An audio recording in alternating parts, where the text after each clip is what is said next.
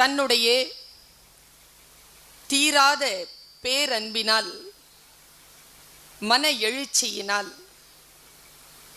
இவ்வளவு பெரிய நிறுவனத்தை 14 ஆண்டு காலமாக வெற்றிகரமாக நிகழ்த்தி கொண்டிருக்கக்கூடிய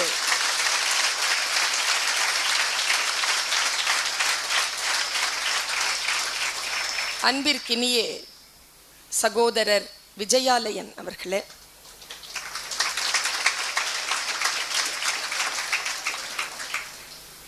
இங்க அவர் நின்றுட்டு இருந்தார். கொஞ்ச நேரத்துல போய் உக்காந்துட்டார். திரும்பி பார்த்தா மறுபடியும் நின்றுகிட்டு இருக்கிற மாதிரியே இருக்கு எனக்கு.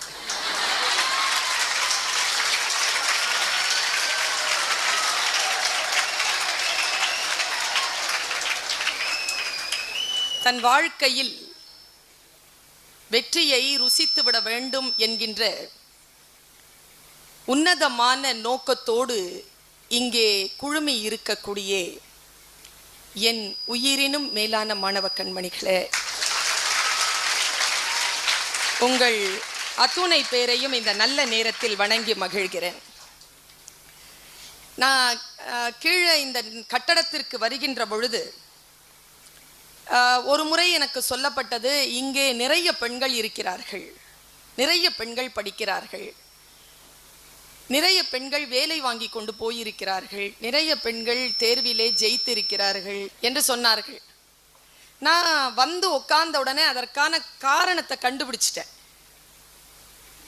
இப்போ ஐயா வந்து ஒரு பாட்டை சொல்லும் பொழுது ஆண்கள் எல்லோரும் தலை குனிந்து எதையோ பார்த்து பார்த்து படித்து கொண்டிருக்க,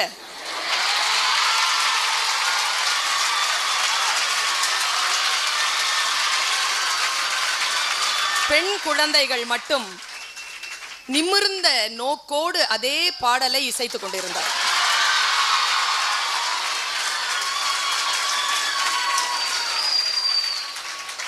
எனக்கு எப்பவுமே வந்து ஆண் பெண் என்கின்ற பேதம் காண்பதில் அவ்வளவு உடன்பாடு கிடையாது, எனக்கு கிடையாது.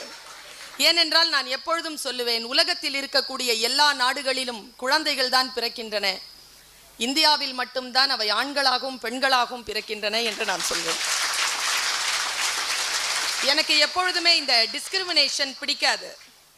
இப்ப எல்லாமே பேச்சாளர்கள் தானே. இப்ப வந்திருக்கக்கூடிய பேச்சாளர்கள் எத்தனையோ பேர் வந்தாங்க, யாராவது சொன்னாங்களா இவங்க ஆம்பளை பேச்சாளர்னு? நான் வரும்போது மட்டும் என் பொம்பளை பேச்சாளர்னு சொல்றேன்.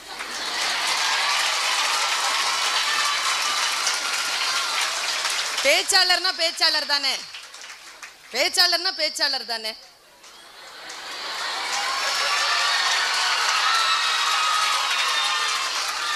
என்னுடைய இயல்பு என்னன்னா, இயல்பான விஷயங்களை ஏற்றுக்கொள்ளாமல் அதற்கு எதிராக கேள்வி கேட்பது. இது ரொம்ப மிக முக்கியமான ஒரு விஷயம். ஏன் என்று கேட்காமல் நமக்கு வாழ்க்கை கிடையாது. ஏன், வாய், எங்கிருந்து தொடங்கிறது அப்படின்னா 2 கேள்வியிலிருந்து வாழ்க்கையை தொடங்குங்க. ஒன்று why, ஏன். மற்றொன்று why not, ஏன் இப்படி இருக்கக்கூடாது, ஏன் இப்படி இருக்கிறது, ஏன் இப்படி இருக்கக்கூடாது. இந்த 2 கேள்விதான் என்னுடைய வெற்றியினுடைய அடிப்படையான ரகசியம். இந்த 2 கேள்விகளை நான் கேட்டபடி இருக்கிறேன். ஏன் இப்படி இருக்கிறது, ஏன் இப்படி இருக்கக்கூடாது, இந்த 2 கேள்விகள். நம்ம எல்லாருமே வந்து ஜெயிக்கணும்னு ஆசைப்படுறோம் தானே, எல்லாருக்குமே ஜெயிக்கணும்னு ஆசை. அதுவும் விஜயாலயன் சார் வந்து ஜெயிச்சவங்களுடைய பட்டியல் போடுகின்ற பொழுது நம்ம எவ்வளவு உற்சாகமாக சில விஷயங்களை உள்வாங்கினோம்.